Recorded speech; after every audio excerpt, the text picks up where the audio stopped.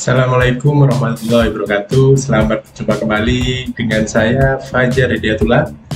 Dalam kesempatan kali ini saya akan menjelaskan materi terkait uji validitas instrumen, tentunya instrumen dalam pengumpulan data penelitian. Nah, materi ini merupakan bagian dari mata kuliah metodologi penelitian, yaitu ilmu yang mempelajari tentang metode-metode dalam penelitian, tahap-tahapannya seperti apa. Nah, kebetulan dalam kali ini kita sampai pada tahapan materi uji validitas instrumen. Oke, kita langsung saja. Untuk yang pertama, kita akan membahas sedikit terkait definisinya. Pertama adalah instrumen atau uji validitas instrumen ini merupakan tahapan dalam mengukur apa yang seharusnya diukur dari instrumen tersebut. Jadi uji validitas itu dilakukan untuk menguji bahwa instrumen benar-benar mengukur apa yang seharusnya diukur atau yang jadi tujuan pelaksanaan pengumpulan tersebut. Menurut Sugiarto dan Sitinjak tahun 2006, validitas berhubungan dengan suatu peubah di mana hal tersebut mengukur apa yang seharusnya diukur. Validitas dalam penelitian menyatakan derajat ketepatan alat ukur penelitian terhadap isi yang sebenarnya diukur. Uji validitas ini adalah uji yang digunakan untuk menunjukkan sejauh mana alat ukur yang digunakan dalam suatu kegiatan mengukur apa yang seharusnya diukur. Jadi harus benar-benar tepat pengukurannya. Itu definisi dari uji validitas instrumen. Lalu definisi yang kedua adalah uji validitas instrumen untuk memastikan bahwa terkait ketepatan alat ukur yang dikembangkan atau digunakan. Jadi uji validitas ini berasal dari kata validity yang mempunyai arti sejauh mana ketepatan dan kecermatan suatu alat ukur dalam melakukan fungsi pengukurannya. Itu menurut Aswar pada tahun 1986. Selain itu, validitas juga disebut sebagai suatu ukuran yang menunjukkan bahwa variabel yang diukur nantinya memang benar-benar variabel yang hendak diteliti oleh peneliti yang bersangkutan. Lalu definisi yang ketiga, uji validitas dilaksanakan untuk menguji terkait kecermatan alat ukur tersebut. Jadi sisi lain dari pengertian validitas adalah aspek dari kecermatan pengukuran itu sendiri. Suatu alat ukur yang valid dapat menjalankan fungsi ukurannya dengan tepat. Begitu juga memiliki kecermatan yang tinggi, tidak hanya tepat tapi cermatnya tinggi. Arti dari kecermatan di sini adalah instrumen yang sedang diuji validannya ini dapat mendeteksi perbedaan-perbedaan kecil yang terdapat pada atribut yang sedang diukur dalam penelitian tersebut. Jadi itu tiga hal yang sedikit berbeda, teman, secara garis besar sama terkait definisi dari uji validitas pada instrumen pengukuran atau instrumen penelitian. Nah, untuk yang kedua kita akan lanjut membahas tentang jenis uji validitas. Ada beberapa jenis uji validitas yang akan saya jelaskan. Yang pertama adalah validitas konstruk, itu salah satu jenis dari uji validitas. Ada sifat-sifat yang tidak dapat langsung tampak perwujudannya dalam kelakuan manusia. Misalnya kepribadian seseorang. Kepribadian ini terdiri dari berbagai komponen dengan yang bisa diukur. Dengan tes kepribadian kita ingin mengetahui aspek-aspek mana yang sebenarnya bisa kita ukur. Dengan teknik statistik yang disebut analisis faktor, dapat diselidiki berbagai komponen kepribadian tersebut, sehingga tes itu dapat disusun berdasarkan komponen-komponen tersebut. Tes yang demikian ini bisa dikatakan memiliki validitas konstruk. Jadi nanti akan dilakukan analisis faktor untuk menguji validitas dari instrumen tersebut. Kayaknya disebut ini uji validitas konstruk. Validitas konstruk ini juga digunakan bila kita menyaksikan apakah gejala tes benar-benar hanya mengandung satu dimensi apabila ternyata gejala itu mengandung lebih dari satu dimensi, maka validitas tes itu dapat dikatakan meragukan. Keuntungan validitas konstruk ini adalah bahwa mengetahui komponen-komponen sikap atau sifat yang diukur dengan tes tersebut. Uji validitas konstruk dapat dilakukan dengan menggunakan analisis faktor dalam SPSS seperti tadi yang saya sampaikan, karena analisis faktor ini dilakukan untuk mencoba menemukan hubungan sejumlah variabel-variabel yang saling independen satu sama lainnya, sehingga dapat dibuat satu atau beberapa kumpulan variabel yang lebih dari jumlah variabel pada awalnya. Oleh karena itu, melibatkan banyak variabel, maka penghitungannya akan cukup sulit apabila dilakukan dengan manual tanpa menggunakan bantuan komputer. Jadi nanti analisis faktor bisa dilakukan dengan mudah dengan SPSS, yaitu dengan menggunakan analisis bivariat. Nanti akan saya contohkan di akhir bagaimana melakukan analisis bivariat dengan SPSS. Lalu jenis uji validitas yang kedua adalah validitas isi. Validitas isi atau content validity memastikan bahwa pengukuran memasukkan sekumpulan item yang memadai dan mewakili untuk mengungkap konsep yang sedang diangkat dalam sebuah penelitian. Semakin besar skala item yang mencerminkan kawasan atau keseluruhan konsep yang diukur, semakin besar juga validitas isi tersebut. Jadi validitas isi merupakan validitas yang dapat diestimasi lewat pengujian terhadap kelayakan atau relevansi tes melalui analisis rasional oleh panel atau ahli yang berkompeten atau sering disebut sebagai expert judgment atau penilaian ahli. Validitas isi atau content validity memastikan bahwa pengukuran benar-benar memasukkan sekumpulan item yang memadai dan mewakili untuk mengungkapkan konsep yang sedang diteliti. Jadi validitas isi dilakukan untuk memastikan apakah isi kuesioner sudah sesuai dan relevan dengan tujuan penelitian tersebut. Validitas isi ini akan menunjukkan isi yang mencerminkan rangkaian lengkap terkait dengan atribut yang diliti. Biasanya dilakukan oleh 7 orang ahli atau lebih kalau menurut Devon tahun 2007. Bisa juga kalau dengan keterbatasan waktu dan biaya bisa diwakili oleh 1 atau 2 expert judgment. Uji validitas ini cocok untuk instrumen tes praktek yang tentunya akan membutuhkan expert judgment dalam memastikan konsep instrumen tes yang dikembangkan apakah sudah sesuai dengan variabel yang akan diukur. Nah, itu sedikit penjelasan terkait validitas isi. Dapat menggunakan pendapat dari para ahli atau expert judgment. Lalu yang ketiga jenisnya ada validitas prediktif. Dalam studi yang spesifik terkait validitas prediktif, nilai tes nanti akan dikumpulkan terlebih dahulu, kemudian selanjutnya di lain waktu ukuran kriteria ini dikumpulkan. Kali ini karena untuk validitas prediktif contohnya sedikit berbeda.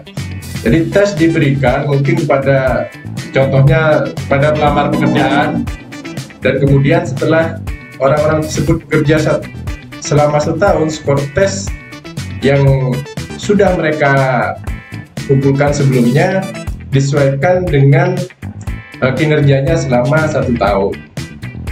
Jadi skor tesnya yang sebelum masuk dikorelasikan dengan kinerja tesnya selama 1 tahun pada tahun pertama mereka. Contoh lain yang relevan dari uji validitas prediktif ini adalah skor SAT kalau di luar negeri ya, kalau di Amerika. Ini divalidasi dengan mengumpulkan skor selama 1 tahun pada siswa senior dan sekolah menengah atas atau yang menjadi peserta ujian, dan kemudian menunggu 1 tahun atau lebih untuk menghubungkan dengan nilai rata-rata nilai perguruan tinggi tahun pertama mereka.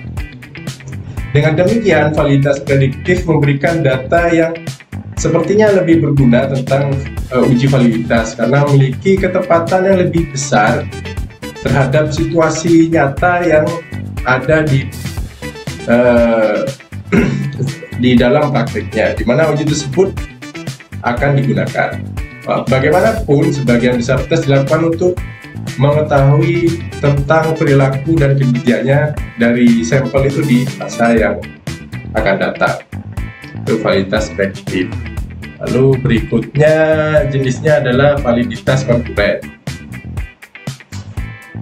Dalam validitas konkuren ini, kemampuan suatu instrumen pengukuran dilakukan untuk mengukur gejala tertentu pada saat sekarang, kemudian dibandingkan dengan instrumen pengukuran lain untuk konstruk yang sama, untuk variabel yang sama. Jadi dibandingkan hasil uji instrumen yang sedang dikembangkan atau akan digunakan, dibandingkan dengan data ketika menggunakan instrumen penelitian yang lainnya, tapi tetap dengan sampel yang sama. Sehingga kedua instrumen ini dapat menjadi pembeda utama antara validitas prediktif dan konkuren. Bedanya di mana? Kalau tadi konkuren kalau tadi prediktif dibandingkan sampel yang sama cuma dibandingkan setelah kinerjanya selama setahun. Kalau validitas konkuren langsung dibandingkan cuma menggunakan instrumen yang berbeda lainnya, hanya tujuan pengukurannya sama maksudnya.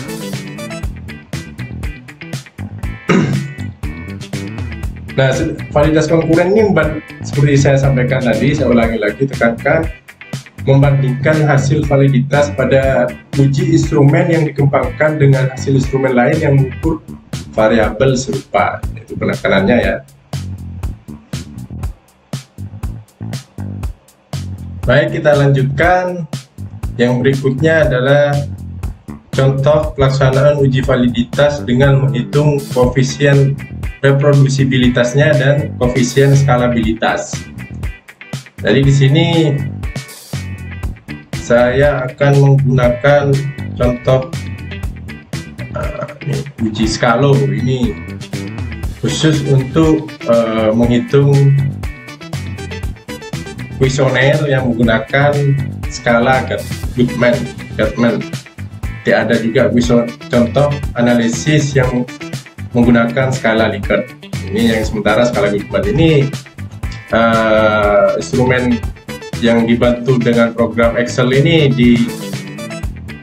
diciptakan oleh Wahyu Sudiarso dari Fakultas Psikologi Universitas Gadjah Mada 2011. Jadi ini sangat membantu dalam melakukan analisis, dalam melakukan uji validitas dengan validitas konstruk. Lebih tepatnya validitas konstruk dengan menggunakan koefisien reprodusibilitas dan koefisien skalabilitas. Ini ada skornya di sini. Nah, jadi menggunakan Excel yang dikembangkan oleh Wahyu Sudiarso ini, kita tinggal memasukkan skor dari sampel yang sudah dikumpulkan, nanti totalnya keluar di sini, skornya, jumlah errornya berapa, keluar otomatis, sudah ada rumusnya ya. Tapi jangan lupa kita juga harus memasukkan jumlah butir soal yang digunakan dalam instrumen tersebut dan ukuran sampel yang digunakan, 15 dan 35. Lalu akan keluar outputnya jumlah potensi error yang mungkin terjadi dan jumlah errornya ini 46. Setelah itu kita harus lihat koefisien reprodusibilitasnya, ini skornya 0,9124, dimana nilai koefisien reprodusibilitas yang lebih besar dari 0,9, maka instrumen tersebut dapat dikatakan derajat ketepatannya tinggi, alat ukur tersebut atau instrumen tersebut. Nah, sedangkan kalau koefisien skalabilitas ini harus di atas 0,6 baru dinyatakan instrumen atau alat ukur ini tidak terlalu terjadi penyimpangan di dalam data-data yang dikumpulkannya pada skala reprodusibilitas.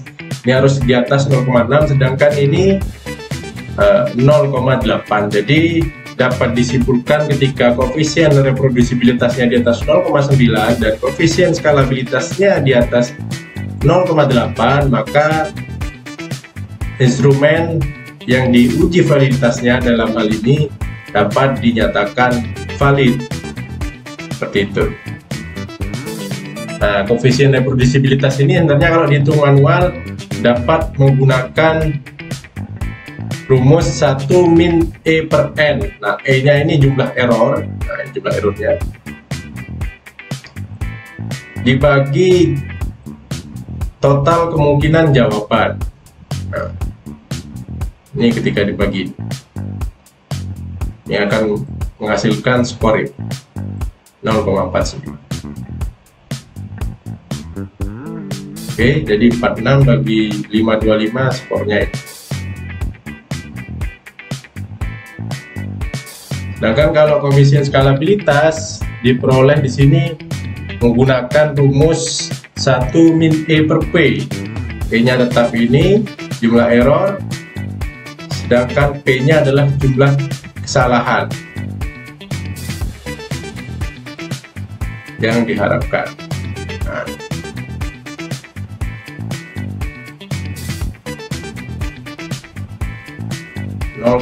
ya, 1 min 0,5 kali AG.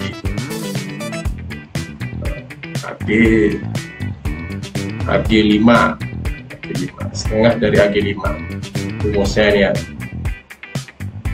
Kalau ini tadi 1 min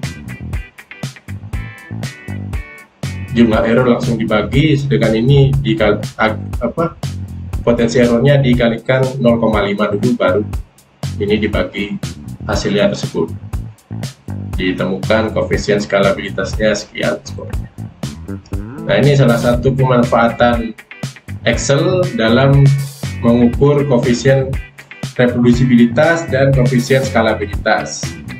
Ini dikembangkan oleh Bapak Wahyu Widiarso tahun 2011 dari Universitas Gadjah Mada. Oke, itu salah satu contohnya. Kita kembali. Nah, tadi koefisien reprodusibilitas dan koefisien skalabilitas. Baik, kita lanjutkan. Kita melakukan uji validitas dengan korelasi bivariat menggunakan SPSS ini. Tadi saya sampaikan, yang pertama kita harus pastikan SPSS sudah terinstall di laptop kita dan tersedia.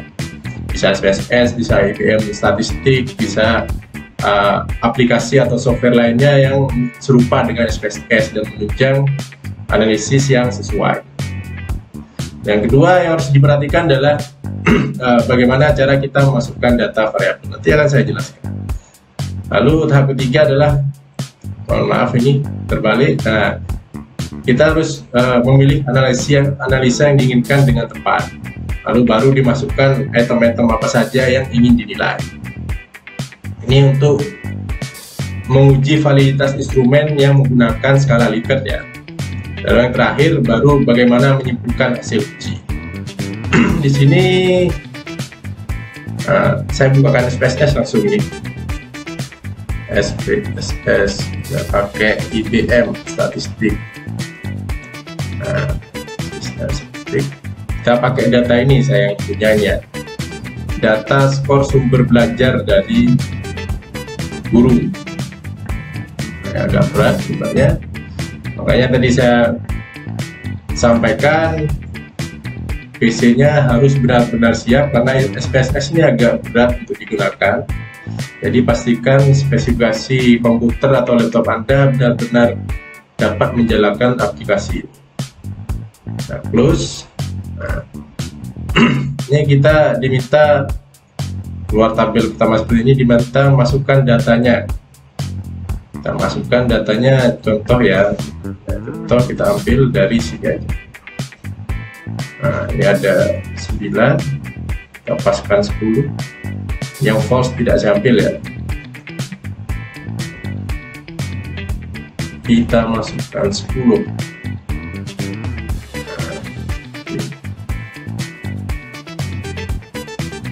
Jangan lupa kita harus masukkan skor totalnya.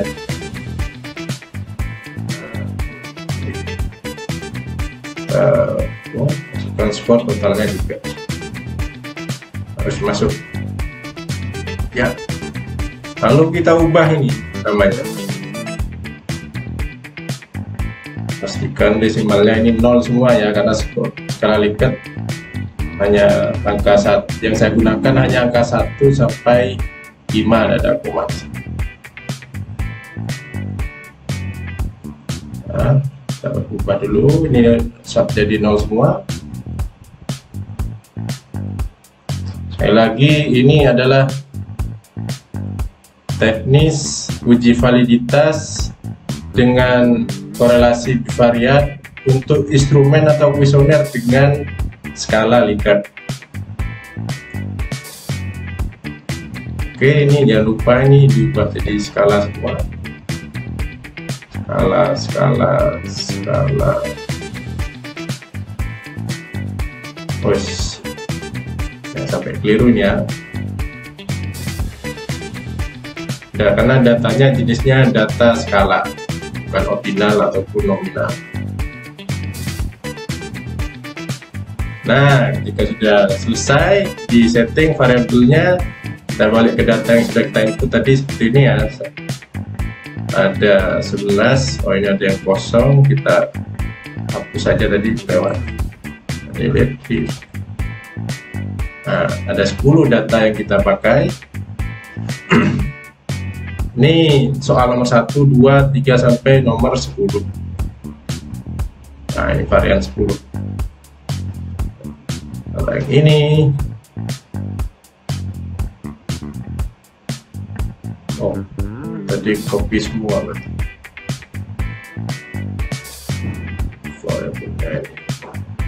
Ini di delete saja sampai 10.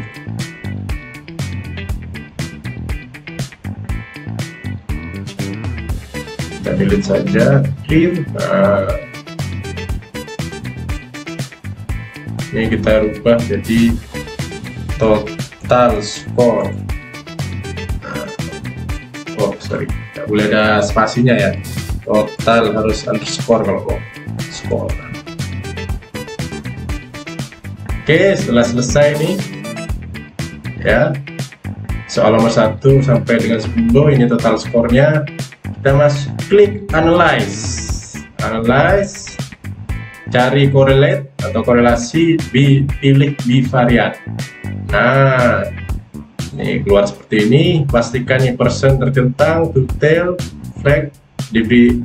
Kalau ini tercentang, ini akan tertanda mana yang memiliki korelasi secara signifikan. Nah, ini kita masukkan semua. Kita langsung Ctrl Alt bisa, atau satu persatu bisa ya. Kalau ada yang salah bisa dikembalikan. Karena ini semua masuk, kita Ctrl A di sini, kita masukkan. Saya cek dulu optionnya. Nah, dulu ini ya, ini sudah cukup. Kita langsung oke saja, lalu akan keluar outputnya. Nah, ini ada keluar skornya, persennya. Ini skornya totalnya 0,5, 0,2. Oke.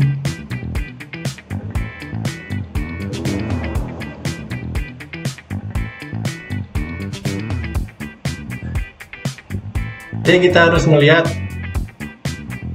R tabelnya untuk 10 untuk jumlah data atau jumlah sampel N ini jumlahnya 10 dengan taraf signifikansi 0,05 itu akan muncul skor R tabel berapa. Jadi dibandingkan nanti skor R tabelnya dengan hasil skor percent correlation ini. Jika hasil penghitungan skor ini persen korelasinya ini kurang dari 0,05, nah ini ya, dapat dinyatakan itemnya valid.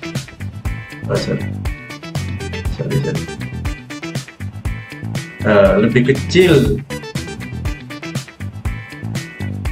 atau di atas dari R tabel, maka item dalam tes tersebut valid. Ini yang valid, nah ini udah kelihatan yang di bawah. Contohnya ini yang valid, satu ini 0,857, nilai persennya ini berarti lebih tinggi dari R tabel dari N10 pada signifikansi 0,05. Nah ini sih berarti item ini signifikan dalam 0,01. Sedangkan ini yang bintangnya 1 signifikan dalam 0,05. Yang nada bintangnya ini berarti item tesnya tidak valid, tidak teruji validitasnya, jadi harus dihapus sebenarnya dalam penelitian. Karena tadi kita menggunakannya hanya 10 sampel akan sangat mempengaruhi hasil uji validitas. Makanya di data saya tadi cukup banyak sebenarnya nih sampelnya, tidak saya masukkan semua karena kita hanya mensimulasikan pengujiannya. Jadi dilihat yang ada bintang 2 dan bintang 1-nya ini dinyatakan valid. Ini nampak bahwa signifikansinya di bawah 0,01 itu akan 0,02, jadi sangat signifikan sekali. Dan ini di bawah 0,05, di 0,16, jadi signifikan. Nah ini cara membacanya, analisis bivariat,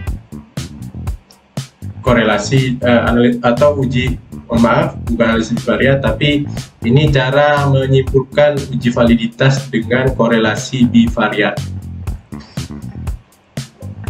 Oke, ini kita tutup saja. Nah, begini. Kita lanjutkan pada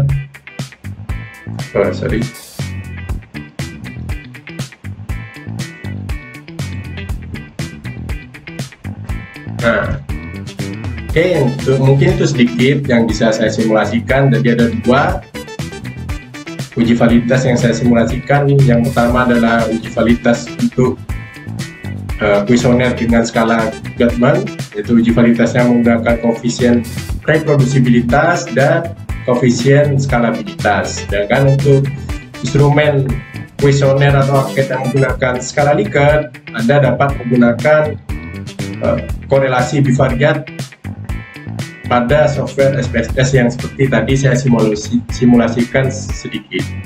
Nah, sedangkan untuk uji atau instrumen tes praktek, Anda bisa menggunakan validitas isi atau tadi menggunakan apa namanya, pendapat para ahli atau validitas isi tadi, pendapat para ahli bisa digunakan pakai angket apakah konsep yang ditawarkan dalam instrumen tersebut sudah sesuai dengan tujuan pengukuran yang ingin dilakukan. Lalu bisa juga menggunakan SPSS dengan membandingkan antara instrumen menggunakan uji beda, apakah signifikan antara instrumen yang dikembangkan dengan instrumen yang sudah ada sebelumnya. Ini diuji cobakan pada sampel yang sama, apakah skornya terjadi perbedaan atau tidak. Itu tadi validitas konstruk pada validitas konkuren pada uji validitas untuk instrumen tes praktek. Nah, mungkin hanya sedikit ini bisa saya jelaskan terkait uji validitas pada instrumen kuesioner dan instrumen tes praktek yang bisa saya jelaskan. Akhir kata saya sampaikan, mohon maaf jika ada kata yang kurang berkenan atau kurang tepat yang saya sampaikan. Akhir kata, wabillahi taufiq wal hidayah. Wassalamualaikum warahmatullahi wabarakatuh.